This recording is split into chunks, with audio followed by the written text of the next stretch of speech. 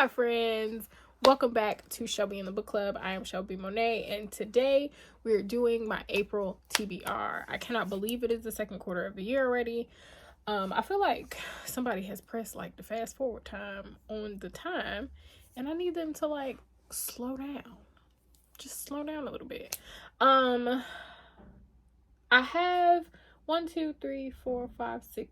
books on this TBR. Not as much as last month, but what I've decided to do, because I didn't really get through as many books as I wanted to in March. I hit a bit of a reading slump, but was able to like catch myself up that last week of the month. I'm going to use the very large TBR that I have for March as the books that I pick through for, like, if I DNF anything, I'll pick from that particular pile, because there are books in there that I really do want to read. And also there are 2 books that are not in this TBR pile because I have to order them. So you'll see in my March wrap-up video that I did read Nefertiti by Michelle Moran, and that is a part of a trilogy, and I'm reading them other 2 books because I have questions. But without further ado, before we get started, make sure you like, comment, and subscribe. We are growing our family here. And I'm super excited. I've been having so much fun recording these videos and chatting with y'all and making content and stuff. It's actually a bunch of fun. So like, comment, and subscribe if you are enjoying the ride that is Shelby in the Book Club's YouTube channel. All right, for real this time. If you would like to hear it, here we go. Where do we start in this really big pile? We are going to start with one of the books that's at the bottom, which is the book club pick for the month of April, and that is Lone Women by Victor Laval. If you guys have been following me since the beginning, you know when I first started reading again and I was looking for Black authors, he is one of the first ones that I found. You guys know I promote reading diversely, and what I mean by that is read outside of your comfort zone. If your comfort zone is historical fiction, I'm talking to myself, maybe you might want to read some historical fantasy, which is also a really good genre. Or maybe you want to read some horror, or maybe you want to read fantasy in general, right? You read outside of your comfort zone, because you could find a new favorite author if you would just venture outside of your comfort zone. So I picked up a horror by him. I've listened to some of his books. I think I've read everything by him. I think I have. But the first one that I picked up was The Changeling. I loved it so much. It was so good. So good. So this one says, Adelaide Henry carries an enormous steamer trunk with her wherever she goes. It's locked at all times because when the trunk opens, people around Adelaide start to disappear. That was all that I needed to know. So this is the book club pick, and my good friend Courtney over at Crazy Bookish Cool on Instagram, I'll post her thing here, is who will be joining us for our book discussion for the month of March. Next on my list, I have Sorrowland by Rivers Solomon. I've wanted to read this book for a long time. What sparked my attention, or like what brought me back around to this, was the trans rights readathon. I was looking at what other people were reading, and this was on the list. And I believe the author may be trans. I'm not sure. I need to look that up. But it made me want to get to it even sooner. So I am going to make sure I get to this in the month of April. I keep wanting to say March.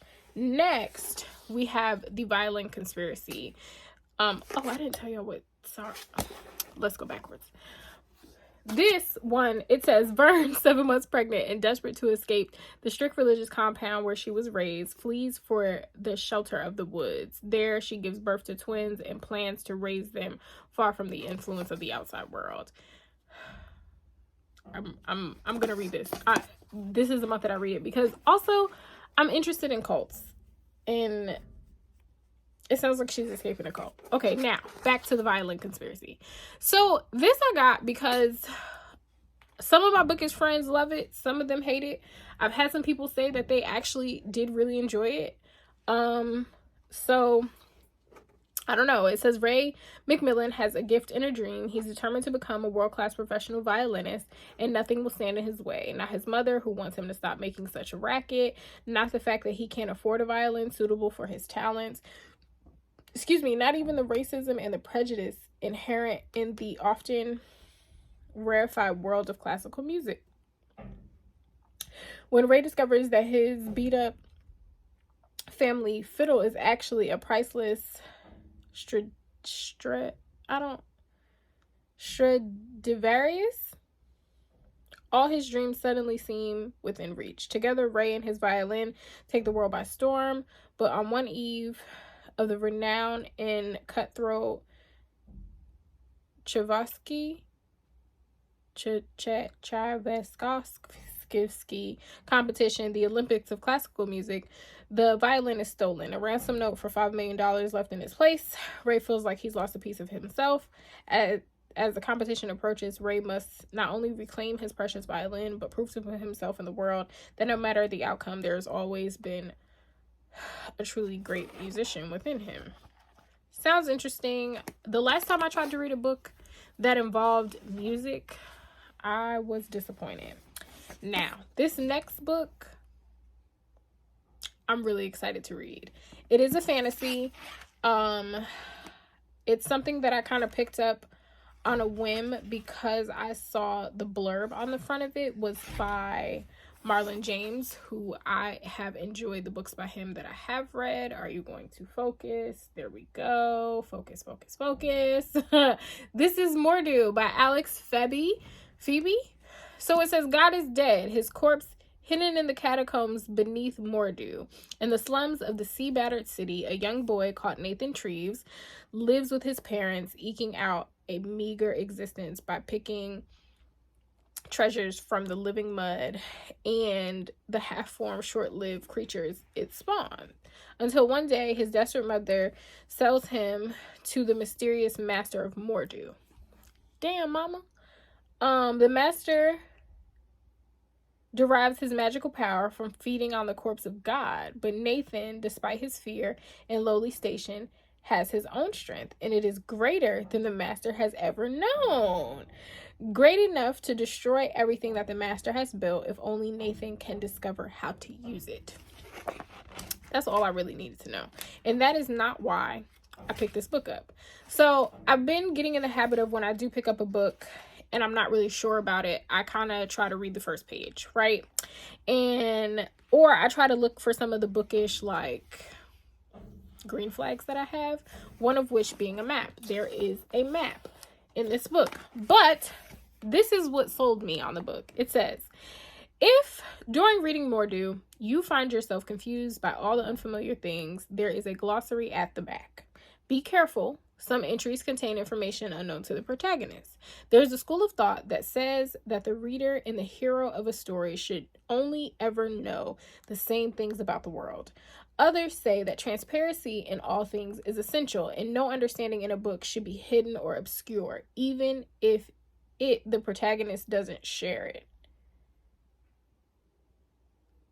Perhaps the ideal reader of Mordeau is one who understands that they, like Nathan Treves, its hero, are not possessed of all knowledge of all things. They progress through life in a state of imperfect certainty, know that their curiosity will not always be satisfied immediately, if not ever. In any event, the glossary is available if you find yourself lost. That just told me everything that I needed to know. So I'm really excited to read this, and then reading the back of it finally. I'm really excited to read this.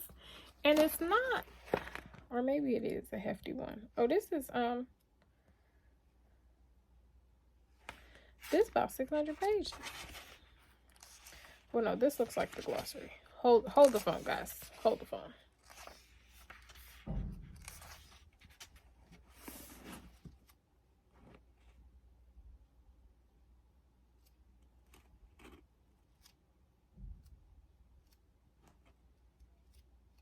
They should, yeah, that's the glossary. Okay, 512 pages. And then there's the glossary. Okay, not terrible. Something that'll probably take me about a week or so to read. Okay, next, I got Hard Like Water. This I got at a book swap that I went to, which was a bunch of fun in what's the name of the place? Hoboken. It was hosted by Completely Booked. I believe she is on Instagram and TikTok. I'm not sure if she is on YouTube or not. So this says, an operatic, comic, and brilliantly plotted novel of human drama and corrupting power, Hard Like Water follows Gao Aojun and Zai Hongmi,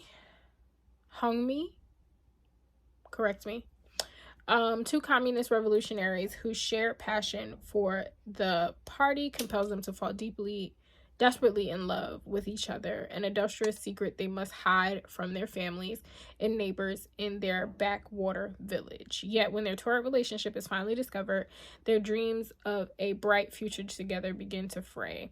Will their great revolutionary energy save their skins, or will they too fall victim to the revolution that is swallowing up the country? I read the first page and a half of this, and it was very interesting. I had to put it down because I probably would have continued to just read it. It was actually sucking me in. Next, the Henna Artist.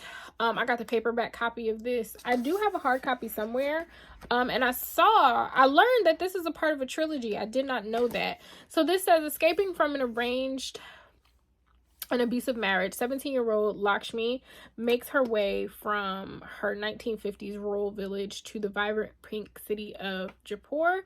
There she becomes the henna artist and a confidant, most in demand by the wealthy women of the upper class, but trusted with the secrets of the wealthy, she can never reveal her own. Known for her original designs and sage advice, Lakshmi must tread carefully to avoid the jealous gossips who could ruin her reputation and her livelihood. As she pursues her dreams of an independent life, she is startled one day when she is confronted by her husband, who has tracked her down these many years later. Sounds like something I will enjoy. And I know a lot of people really enjoyed this book. It isn't one of those books that I found bad reviews for, so I'm excited to read that. And then last but certainly not least, and you'll probably see this book in another video too, I got The Adventures of Amina AlSharafi by Shannon Chakraborty. I think that's how you pronounce her name. She's also wrote the City of Brass series, which I have and I've been meaning to read. So this says, Amina AlSharafi should be content. After a storied and scandalous career as one of the Indian Ocean's most notorious pirates, she's survived backstabbing rogues, vengeful merchant princes, several husbands, and one actual demon to retire peacefully with her family to a life of motherhood and absolutely nothing that hints of the supernatural. But when she's tracked down by the obscenely wealthy mother of a former crewman, she's offered a job no bandit could refuse: retrieve her comrade's kidnapped daughter for a kingly sum. Sounds like it's going to be good, and it is I think it's going to fulfill my want for historical fantasy. So that is why I picked it up, but I have heard really good things about this book. And isn't the cover just fucking beautiful? It is so pretty. So I'm curious to see what adventures she goes on and all of that. I feel like it's going to be something that my mom is going to want to listen to as well. All of these you can get from shelbyandthebookstore.com if you are interested. I will link them down below. And yeah, let me know in the comments what you plan to read for the month. Are you joining in with the book club pick? talk to me. You know I love talking to y'all. And yeah, without further ado, if no one has told you today, I love you. You are kind. You are smart. You are important. Bye, friends.